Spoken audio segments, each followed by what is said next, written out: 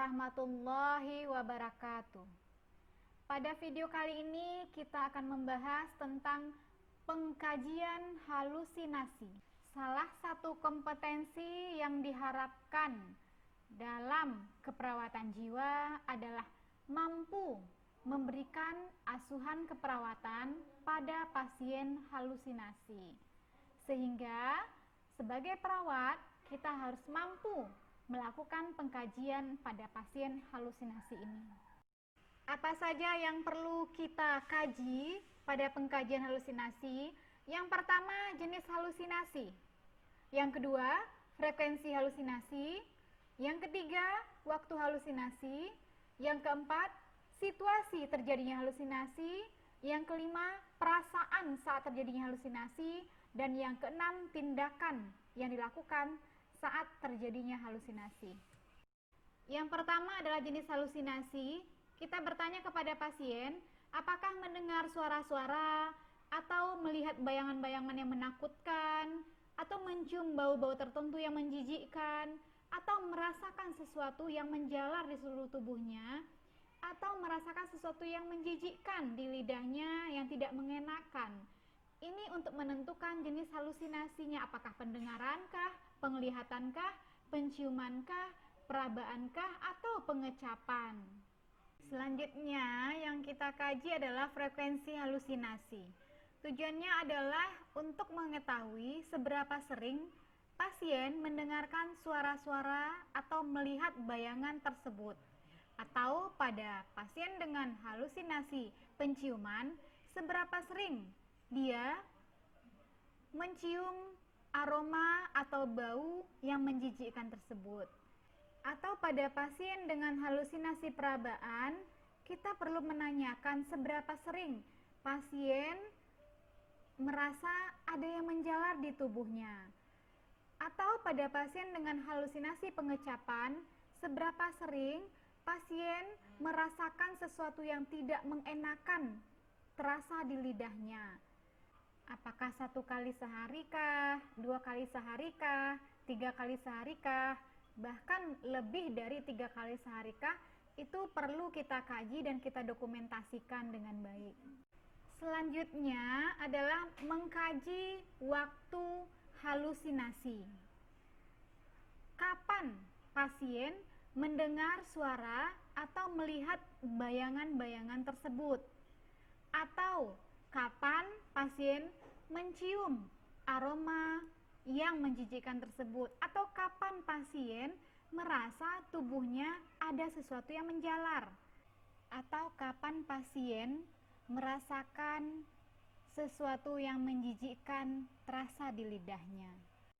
Apakah pada pagi hari, siang hari kah, sore hari kah, malam hari kah?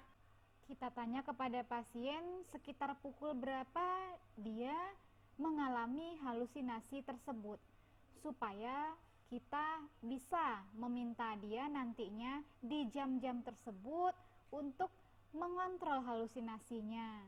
Selanjutnya, situasi halusinasi. Pada pengkajian ini kita bertanya pada pasien, pada situasi apa si pasien mendengar suara-suara atau melihat bayang-bayang halusinasinya ini? Apakah saat dia sendiri, misalnya sedang sendiri di kamar, sedang sendirian di rumah, atau misalnya sendirian di suatu tempat tertentu, atau pada saat dia melamunkah, atau saat dia mau tidur, saat berbaring, mau istirahat, sehingga muncul halusinasinya itu. Atau tiba-tiba saja tanpa punya situasi yang spesifik. Dengan kita mengetahui situasi halusinasi pasien ini muncul, kita sebagai perawat bisa menghindari pasien untuk berada pada situasi yang membuat dia muncul halusinasinya. Selanjutnya kita mengkaji perasaan saat halusinasi. Pada saat pengkajian ini kita bertanya kepada pasien tentang bagaimana perasaannya saat halusinasi tersebut muncul, saat suara itu didengar, atau saat bayangan tersebut muncul. Apakah ada perasaan senang, ada perasaan takut, ada perasaan sedih, ada perasaan marah. Nah, ini kita tanya ke pasien. Perasaan ini perlu kita kaji. Untuk apa? Karena bila nanti saat tindakan sudah kita ajarkan kepada pasien cara mengontrol halusinasinya, perasaannya yang senang, takut, sedih, dan marah ini turut mempengaruhi keinginannya untuk mengontrol halusinasinya. Contohnya, pada saat pasien merasakan senang dengan halusinasinya, maka sangat mungkin sekali si pasien tidak akan mau kita ajarkan untuk mengontrol halusinasinya. Selanjutnya, tindakan saat halusinasi perlu kita kaji. Kita bertanya kepada pasien apa yang dilakukannya saat halusinasi itu muncul.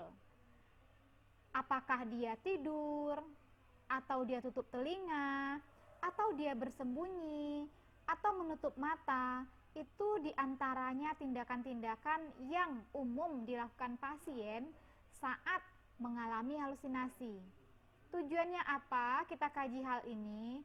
Karena bila pasien sudah memilih tindakan yang tepat saat halusinasinya, saat kita mengajarkan nanti di tindakan mengontrol halusinasi, kita hanya butuh penguatan dari apa yang sudah dilakukannya selama ini.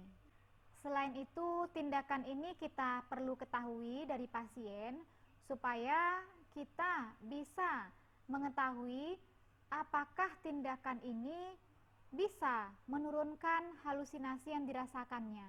Jadi halusinasi harus dikaji dengan tepat, meliputi beberapa hal yang tadi kita jelaskan di awal. Bila pengkajian tepat, maka penanganannya pun akan tepat juga. Sehingga penanganan yang tepat akan menjadikan halusinasi yang dirasakan oleh pasien menjadi terkontrol. Sekian dulu video tentang pengkajian halusinasi kali ini. Mudah-mudahan dapat bermanfaat.